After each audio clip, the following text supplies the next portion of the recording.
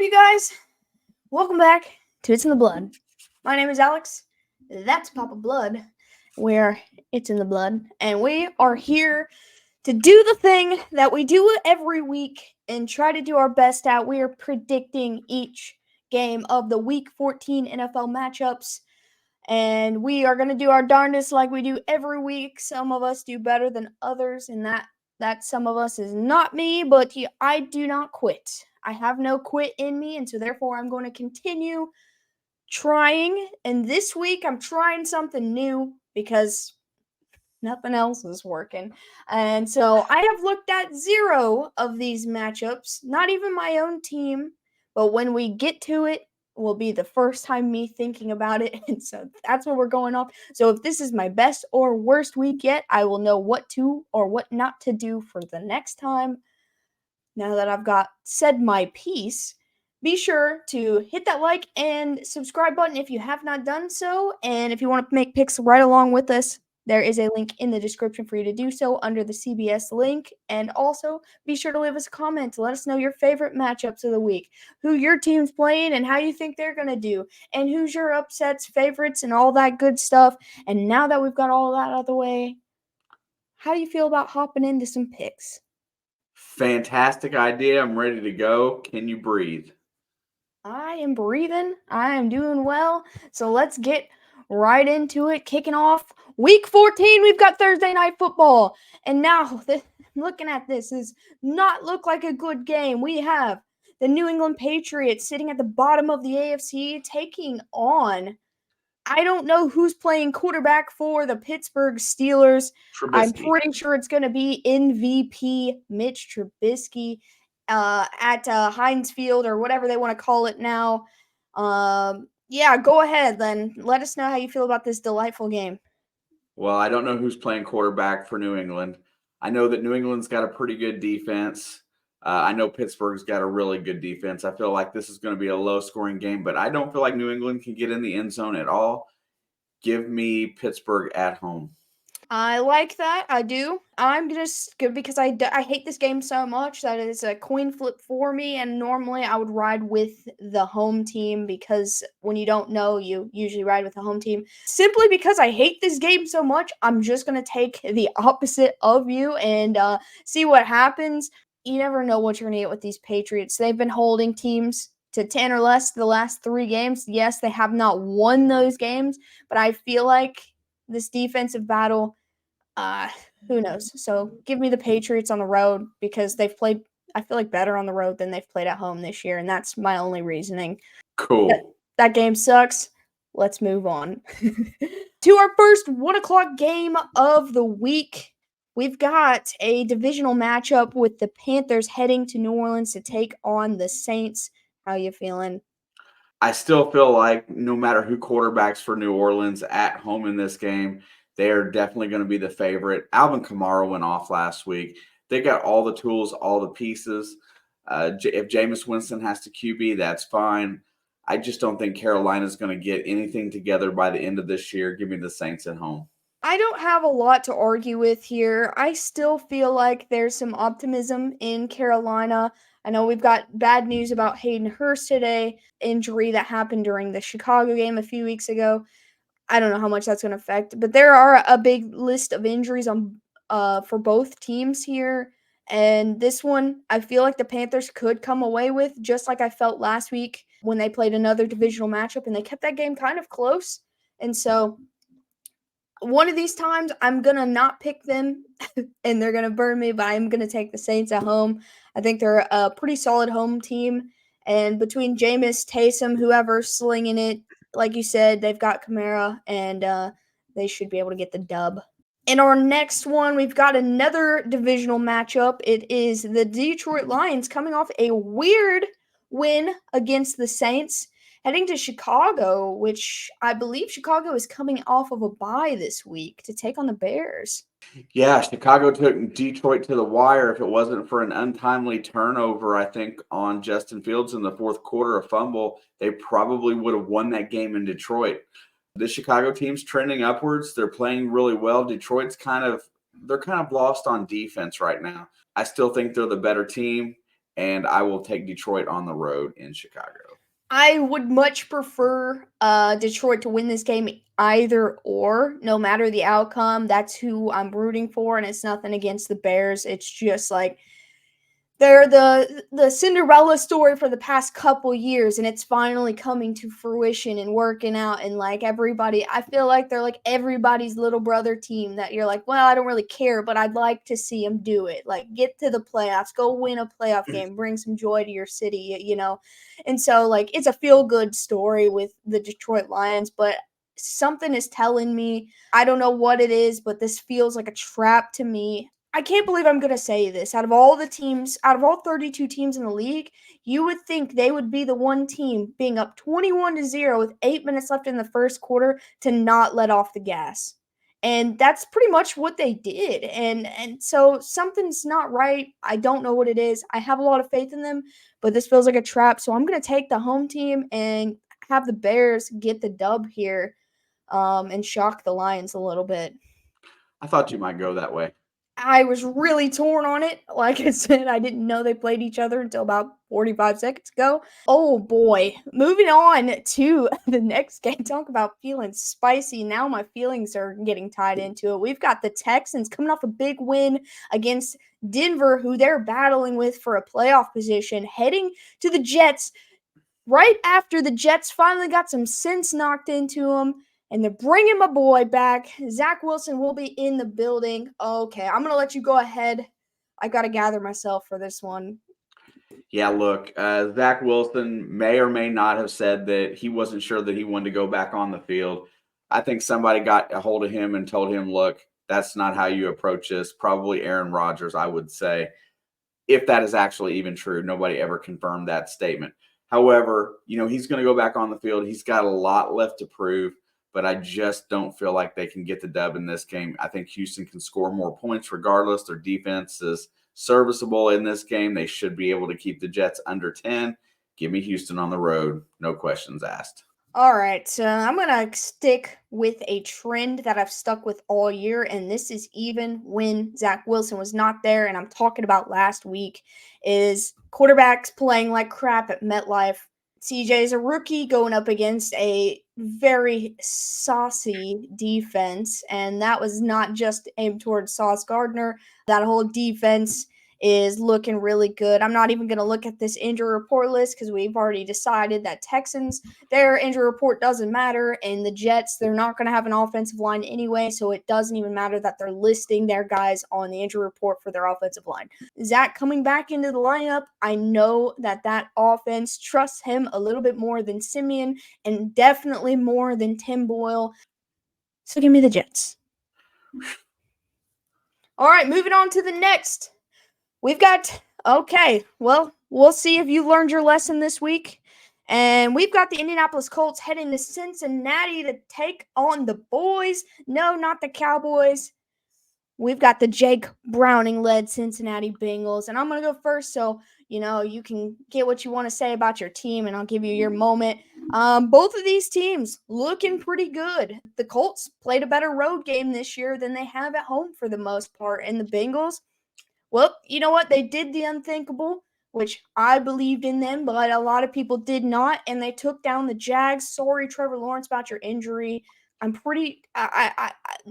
was definitely not intentional, but I still felt like the Bengals were going to win with or without Trevor in that game, and I felt confident in them. I felt confident in Jake Browning. He had the most passing yards by a Bengals QB this year, and he played really, really well. I don't know what changed in the locker room, the play calling. I don't know what but they helped this guy out.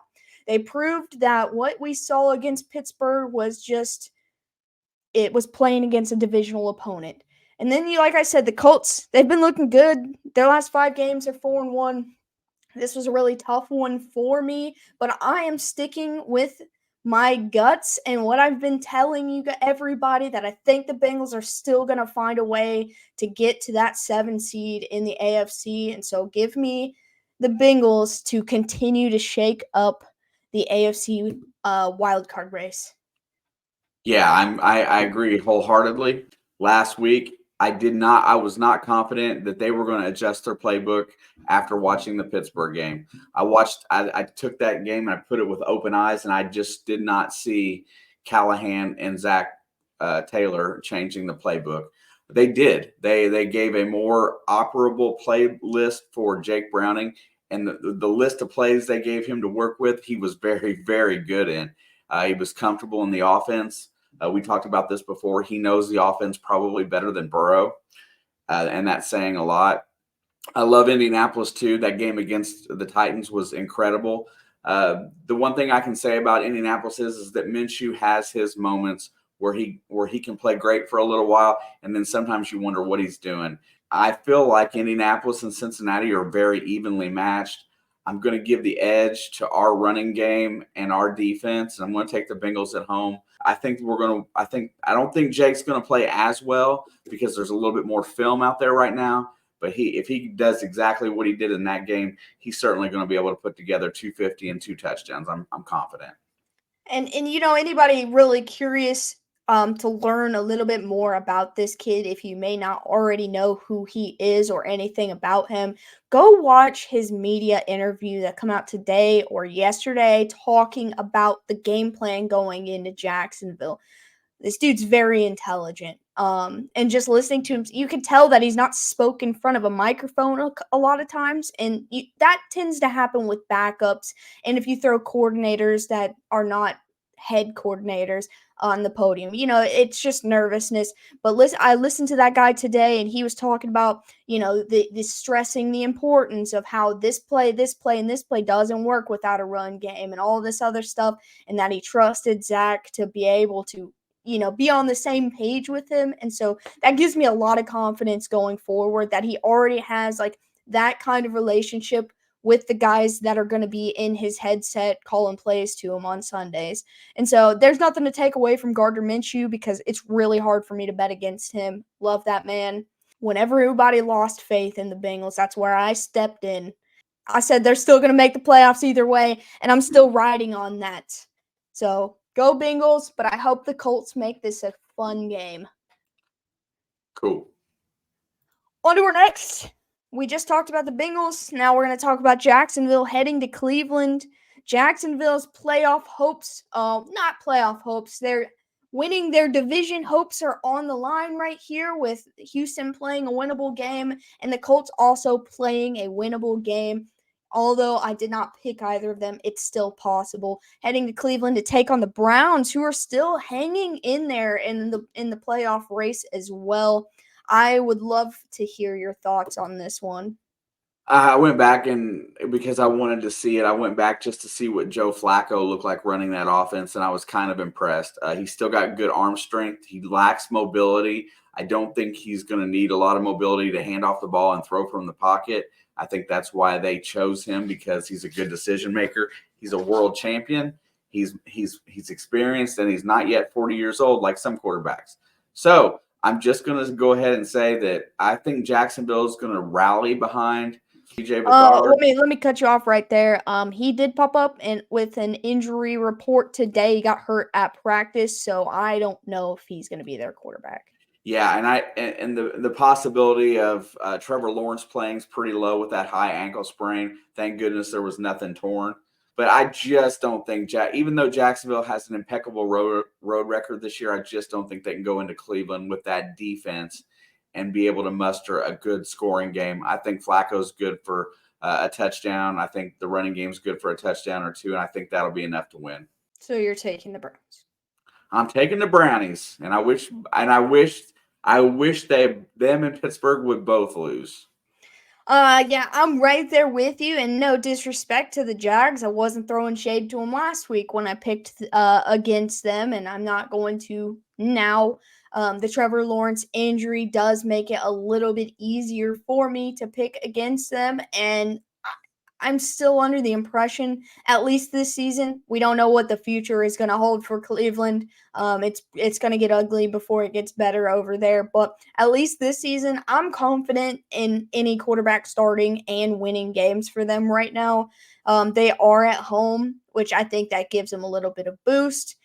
it is probably going to be Joe Flacco, which is still crazy seeing that guy back, but it doesn't take much to run that offense efficiently, and that's basically all they need out of him is just to stand in and be an average guy, just not turn the ball over a bunch of times.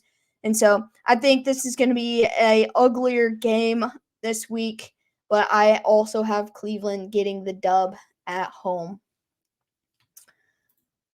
Moving on to a game where I've kind of got a little bit of feelings involved. We've got the Rams sitting at 500, heading to Baltimore to take on the Ravens. Ravens look pretty solid at home. The Rams, well, they're 500. They're just in the middle of the road right now. They're 500 at home. They're 500 away. That they're just a 500 team this season. I don't know. I'm going to take the Ravens here because I think they're the better team. They're at home, but this is one that I really, really hope the Rams sneak and upset. I kind of need it right now. I need that good swing my way, but I will not bet against Baltimore versus the NFC with Lamar Jackson at the helm. I just can't do it. Yeah, fair. I mean that's a fair point. I didn't have any instances in my mind where the Rams win this game. Only if Matthew Stafford goes off early and and can build a decent lead. I don't know that that's going to happen. I hate it when the Rams go or when the West Coast teams come east. Usually, I feel that's a struggle, but I don't have any doubts that Baltimore should get the win here. Give me Lamar and the Ravens, and I wish he would lose as well. Listen, I don't want to wish bad on them, but I just need them to lose a couple games, like 3 more games this year, at least 2. Fingers crossed. And if they can sneak one, this is a really, really good win for the Rams. Yeah. Moving on, we've got a NFC South matchup. We've got the Bucs heading to Atlanta to take on the Falcons. Yeah, I did actually think about this one a little bit today when I brought this up the first time. I really like I'm going to say it over and over again because I beat on him with a stick for the last couple of years. I love the poise that Baker Mayfield's had at Tampa Bay. I know that the surrounding cast is not perfect on defense. It's not perfect on offense. Todd Bowles may be on his way out. There's been some rumblings of that change down there, but I really like the defense of Atlanta. I like what Arthur Smith is doing with a run game that is built to wear teams down and win. I love the big tight end. I just love everything about what's going on there. I know that Desmond Ridder may or may not be their answer, but I still think the Falcons get the win at home this week. Yeah, I'm really torn on this one, and the best way to handle being torn is just take the opposite stand as you, so one of us gets it right. I like Atlanta. I like Atlanta at home, especially. Atlanta, this last couple stretch has not been pretty. I know they got the win over the Jets last week. It was the ugliest game of the week, as I predicted. They won with 13 points. They cannot beat the Buccaneers with 13 points. I just don't believe it. I think Tampa Bay is good for anywhere from 14 to 24. I think that's enough to win. I think that's what they're going to get. It's obviously a divisional matchup, so it's basically a coin flip. Anybody's guess is as good as anyone else's. So I'm going to take the road team here to continue making that division standings a nightmare. Atlanta has the lead right now at 6-6, but a win here would tie the Bucs up with the Falcons, and so I like the chaos. So give me Baker Mayfield and the Bucs. On to our next. This is kind of an interesting matchup. We've got the Vikings heading to take on the Raiders. The Vikings sitting at 6-6, but the Raiders, they're sitting at 5-7, and a win here can get them just an inch closer to having some real playoff hopes. Yeah, I thought about this game long and hard. I felt like these two teams are having a lot of the same issues. They got the same demons on both sides. They've got quality players on offense, quality players on defense. Brian Flores has done a great job with the Minnesota defense, not taking anything away from their improvement over the course of this season. I do, however, like the fact that Aiden O'Connell and this Raiders offense is starting to mesh a little bit at home, like their running game. I feel like this was a coin toss game, and in a coin toss game, I generally vote with the home team. Give me the Raiders at home. I think I'm going to agree with you here, and it's nothing to slander the Vikings. I think the Vikings have got a good thing. I know they slumped a game or two the last couple weeks, but the Raiders are coming off a bye. That's an extra week of getting things together. I know Max Crosby's banged up, but I'm sure he's going to go for a home game, especially if he's able to. And so it's really hard. I know bettors are favoriting the Vikings in this one, which makes complete sense to me. But I think I'm going to take the Raiders to another team to add to the chaos of the AFC playoff race. I don't really have a lot about this one. I just feel like it's going to be a good game, though. Oh yeah, it feels even to me. Okay, moving on to our next matchup is another divisional one. A big rivalry game. Said it right that time. We've got the Seahawks take on the Niners. And I'm going to go first here. Listen, I like the Seahawks to make this interesting. They showed some real fight against the Cowboys, and I was more than impressed. Honestly, they really putting up 35 points on the Cowboys is something nobody's done this year.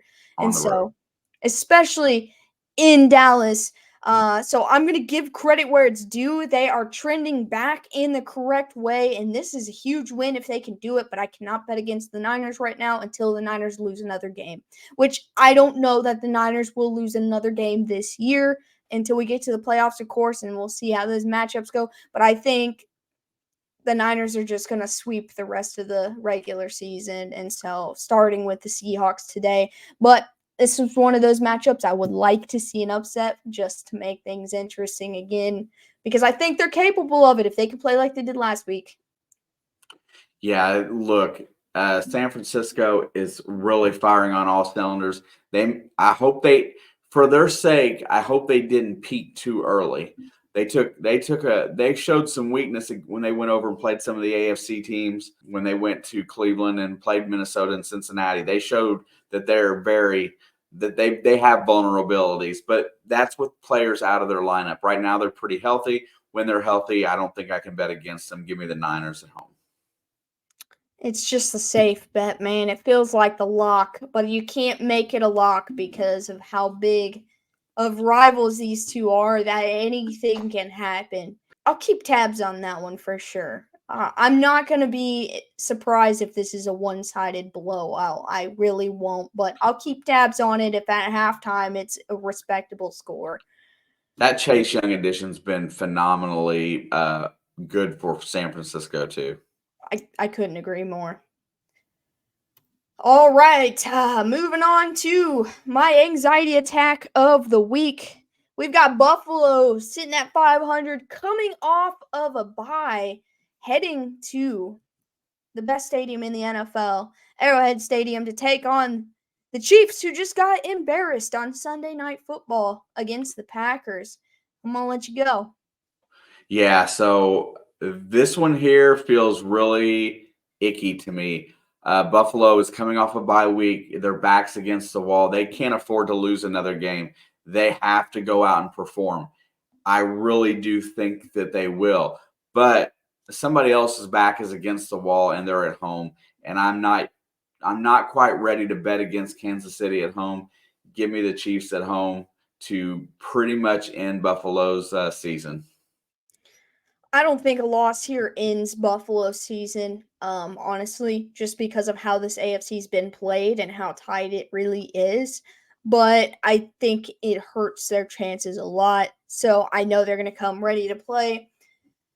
Every week I say I'm not nervous, but when we get to time to be talking about it, I realize just how nervous about that matchup I am.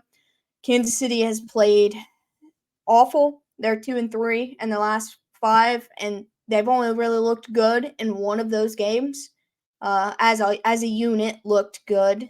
It's really embarrassing seeing you are favored in this game, but by 1.5 when you're supposed to be the top dog. And I hope they understand what their product that they're giving out, because this is all just entertainment for us. I hope they understand how terrible some of the product they've been providing these last few weeks. And I'm not talking about Green Bay, because Green Bay played an incredible game last week, and my hat goes off to them, and they worked their butts off for that win, and they worked their butts off to get where they are this season, and they're just trending up. But Buffalo, they've got a lot of rest, and they are the most healthy they've been in weeks. While we lost a lot of guys to injury in the game against Green Bay, and all of those guys and Jerick McKinnon are all still on the injury report list. I don't know how many of them are going to be able to play and how many of them will be missing.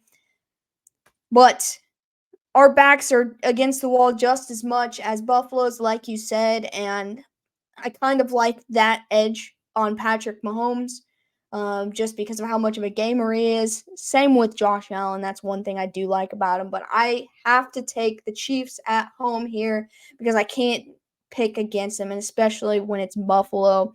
But historically, the last couple regular seasons that Buffalo has come to Kansas City, they have beat us. So, yeah. Well, we'll see how I'm feeling by whatever this game ends by prime time Sunday Night Football. Yeah, it's going to be a dandy. Moving on to another one that is kind of going to be, I don't know what kind of game this is going to be. We got the Broncos, just got beat by the Texans. So now they have dropped a spot or two in the playoff race, heading to LA to take on the Chargers, sitting at 5-7. Yeah, Denver's been winning games with defense. CJ Stroud played, even he played no quit football down there, and Russell Wilson still had a chance to win that game at the end of it. Going to the Chargers, there's going to be less coaching. I feel like there's going to be more opportunity for their defense to continue to play well. I don't feel like Justin Herbert's that happy with his situation. For some reason, I really like Denver on the road this week. I think that they might effectively be the team that ends Brandon Staley's career there. I really want to agree with you, but I just feel like this is Denver's game to lose. Like, I truly believe that based on how these two teams are playing football, it's Denver by a mile high, okay? But something tells me, and this is what happens. Look, the AFC West has not been very dominant minus the Chiefs for the last 5 or 6 years. It's obvious. We've all seen it. I know the Chargers snuck into the playoffs last year, and a couple years back the Raiders also did too, but the Chargers, the Raiders, the Broncos, none of them have been dominant in years. They have not had, seasons where they've just flat out impressed in a while. And so with my experience, these matchups, all of the AFC West divisional matchups, excluding the Chiefs, they're the most unpredictable games I've ever seen. Like, I'm so confident in you. That means you're going to win by a lot. And that's how I feel about this one. I feel like the Broncos should win by probably double digits here. And that's why I'm going to take the Chargers, because I just don't trust. And it's nothing against the Broncos, and it's nothing for the Chargers. I am enjoying the downfall because that's one step closer to getting rid of Brandon Staley, because I'm tired of looking at him. But I'm going to take the Chargers to get the win here because I got a weird feeling about it. That's it. That's my only reason. Nothing to do with either of these teams. They're my divisional opponents, so nothing I say is going to sound like I care about them. Moving on to Sunday Night Football. I'm so ready for this. We've got the Philadelphia Eagles, who finally got beat again, I should say. Finally got beat again by the Niners. And not only did they get beat, pardon my language, they got their ass whooped by the Niners. And it felt really good. I was a huge Niners fan last week. Heading to Dallas to take on the team that I hate even more, who got a big win, but led up 35 points to the Seahawks. So I'm going to go first. All I wanted was Nick Sirianni to get smacked in the mouth really hard one time, and San Francisco did exactly that for me. I still think they're a good team. I still think they're worthy of the 1 seed. I just really wanted someone to punch that guy, and they did. So I got it all out.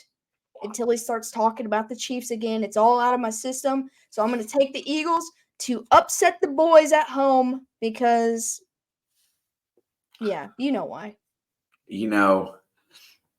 I feel like you're probably 100% correct. To me, looking at this game, this is Dallas's Super Bowl. This is probably the most that they can achieve because I don't think they can get back to the Super Bowl. So Philadelphia's going to come in here. They're going to be wound up. Defense is ready to go. I think they're going to get the dub against Philly and kind of make that division race really tight. I would love to pick the Eagles. I think they are still the better team. I just got that suspicion that Dallas is going to get the win at home. It's going to be a shootout or it's going to be like a total of 20 points. Moving on to our first of 2 Monday Night Football games. I absolutely hate Monday Night doubleheaders because I have to split my time between games for zero reason because they cannot schedule them appropriately. But these 2 games are going to be starting at, it looks like, from The what same is time. in front of me right now, the exact same time instead of an hour gap. So we might be able to flow with both of them a little bit better. I don't know. The first of 2 we're going to touch on, we've got Green Bay heading to take on the Giants. Listen, I'm going to keep this short and sweet. The Packers are going to roll the Giants, but I will keep in mind, historically, the last couple meetings, the Giants have beaten them, whether they were good or bad. So I am nervous about this. But they gave the Packers a 6.5-point spread, and I like that. I like them to cover at 7. I know Tommy DeVito's going to be there, but go Pack, go. Yeah, this one here, I'm going to go ahead and pick Green Bay just saying because they've been trending in the right direction. But the Giants have been trending better as well. This feels like a game where Green Bay could let me down and go back to the reason why I don't pick them. Going to stick with you this week, Pack. Hope you get the dub. Give me the Packers on the road. Easy enough. And our final game of the week. Oh, God. The Titans are heading to Miami, and my tummy hurts about this one. And there's no disrespect there. It's that 13-point spread I'm staring at after watching the fight that Tennessee put up last week. And the last couple weeks, but specifically last week, I'm going to go ahead and get mine out of the way here. I'm taking the Dolphins because the Titans are 0-6 on the road, and that is my reasoning. I feel like they might try to keep this one close somehow. Yeah, I really don't. Tennessee put up a really good fight at home against Indianapolis. That was the craziest football game I think I've seen in a long time. But going to Miami, they're going to have to score in at least 3 touchdowns to have a chance to win that game. And I just really don't see it. I feel like Miami's going to put up 28. Give me the Fins at home. Fair enough. Fair enough. All right. That's it. That's all we got. Make sure you hit that like and subscribe button. Like I said, let us know your thoughts in the comments below. And if you, like I also said, if you would like to pick along with us, join CBS and you can pick any games. We do March Madness tournaments coming up in the next couple months.